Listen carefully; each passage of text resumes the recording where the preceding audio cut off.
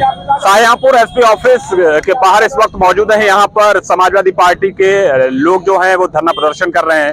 Samajwadi party के जो जिला अध्यक्ष तनवीर खान अगुवाई कर रहे हैं, उनसे बात करने की कोशिश करेंगे, उनसे बात करेंगे और जानेंगे कि क्या पूरा मामला क्या है जिसको लेकर आज वो यहाँ पर उन्होंने एसपी ऑफिस का घेराव किया और बैठे हुए यहाँ पर। तनवीर साहब, ये बताइए क्या पूरा मामला क्या है जिसको लेकर यहाँ पर बैठे हुए हैं? मामला जो भी है वो सबको मालूम है। 14 दिसंबर की रात में भारतीय जनता पार्टी के कुछ पार्षद, जिसमें प्रदीप सक्सेना और भी इनके साथ अराजक तत्व थे, जो सीधे सीधे एक अलॉटमेंट जमीन जो राशिद पूर्व सभासद 5 बार के लगातार के सभासद हैं, अगर जनता उनको पसंद नहीं करती है, हर समाज हर धर्म के लोगों ने वोट देते हैं, लगातार 5 बार जीते हैं, 25 साल से सभासद हैं और इस बार भी मात्र 2 वोट से पार्षदी का चुनाव प्रदीप सक्सेना से हारे हैं।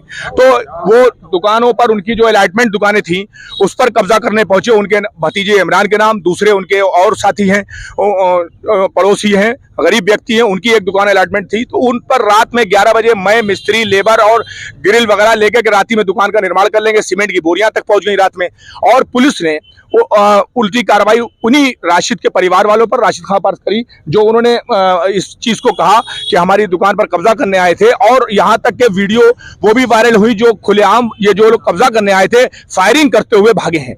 और उन्होंने अपनी दुकान बचाने के लिए, वहां पर उनके घर में शादी थी, 16 दिसंबर को उनके बेटे आमिर की शादी थी, आमिर का सेहरा बनना था 16 दिसंबर को। और 14 दिसंबर की रात में, सब लोग बैठ जाओ, 14 दिसंबर की रात में 11 बजे ये कब्जा करने लोग पहुंचे। तो वो बचाव करने पहुंचे। जब वो बचाव करने पहुंचे तो दोनों तरफ से जो भी बातचीत सिर्फ हुई,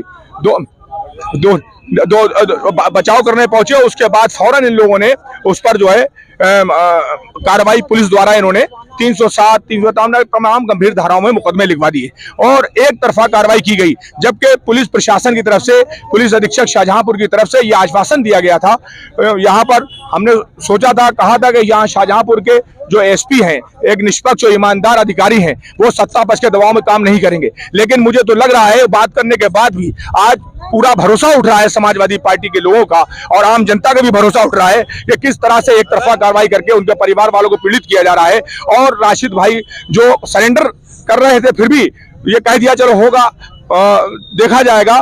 तो 16 दिसंबर उनकी पहले 6 तारीख देख लगी, फिर 8 लगी, 12 लगी, अब 16 एंटीसिपेटरी बेल उनकी लगी हुई है, जमानत के लिए लगी हुई है। लेकिन उसके बावजूद भी पुलिस जो है लगातार उत्पीड़न कर रही है। एंटीसिपेटरी बेल कल 16 तारीख लगी है। आज तारिक भाई, जो तारिक, खालिद, नदीम जो मुकदमे में लिखे गए हैं, ये तीनों लोग घटना स्थल पर कहीं नहीं थे, इनका कोई मतलब नहीं था, ये वहां गए तक नहीं। इनके खिलाफ भी लिख दिया, इनके लिए भी आश्वासन कप्तान साहब, सीओ सिटी सभी ने आश्वासन दिए थे। और यहां तक के पहले ये आश्वासन दिया था कि जो सही है वो होगा, मेडिकल रिपोर्ट नॉर्मल आई है। और ये कहा था 307, 392 दोनों हटा के जीडी में एंट्री जो करी जाएगी वो केवल मारपीट की जाएगी। और मारपीट क्या, सिर्फ बचाव किया गया था, मारपीट अगर हो जाता तब भी हम लोग बर्दाश्त कर लेते। लेकिन गंभीर धाराओं में किसी का फ्यूचर खराब करने के लिए मुकदमे लिखे गए हैं और भविष्य को खराब करने के लिए मुकदमे लिखे हैं, उनको वापस करने के लिए हम लोग यहाँ मांग कर रहे हैं कि एक तरफा कार्रवाई जो की है, दूसरे पक्ष के खिलाफ भी 307 धारा इसलिए लगना चाहिए कि खुला वीडियो में तमंचे बिल्कुल साफ दिख रहे हैं, फायर करते हुए तमंचे फायरिंग करते हुए गए,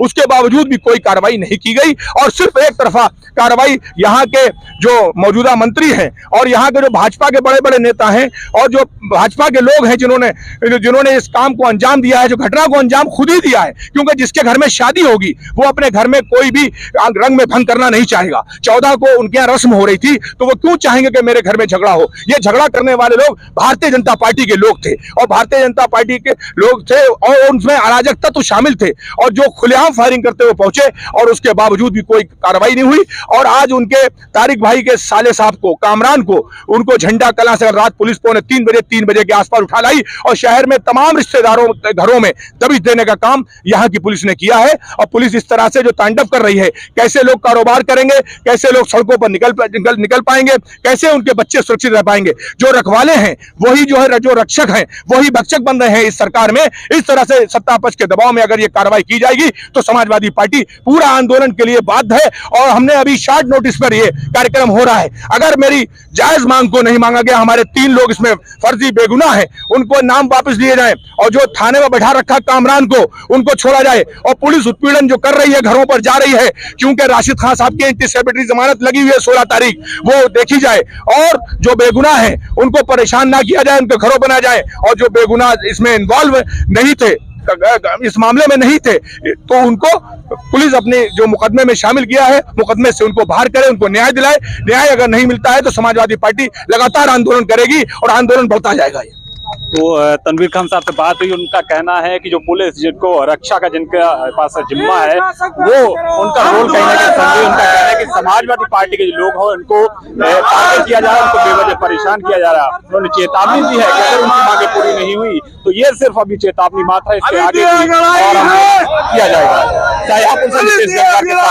सिमरनजीत सिंह।